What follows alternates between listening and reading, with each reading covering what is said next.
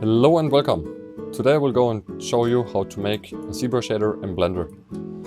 I already made a tutorial some years ago, but Blender has changed and the interface has changed, so I decided just to make a quick new update on that tutorial. Because in the production design or automotive you always need some highlight checking, I would say.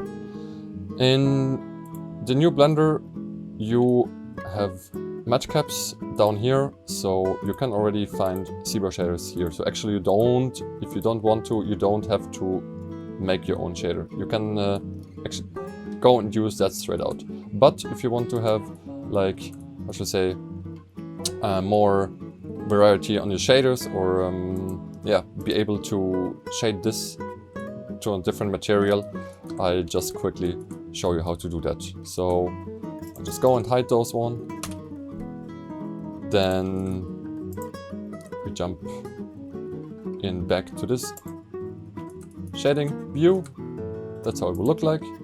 I delete it, make a new shader.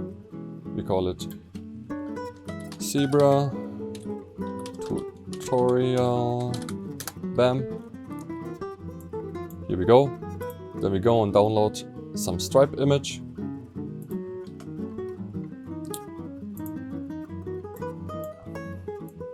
In my case, I just go and quickly grab it from the screen.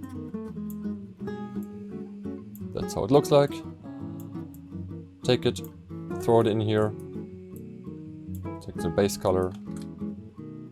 Then we use a texture coordinate to tell Blender how to project it on your car. Then we go and use a vector mapping node. Check. I use the reflection from vector. Here we go, and texture doesn't change that much. And here we go. That's the shader. It's done.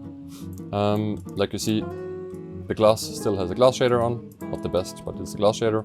And here you can go and change your texture by itself, like rotating it on the Z-axis, for example, if you want to tweak your texture. So, that was it actually.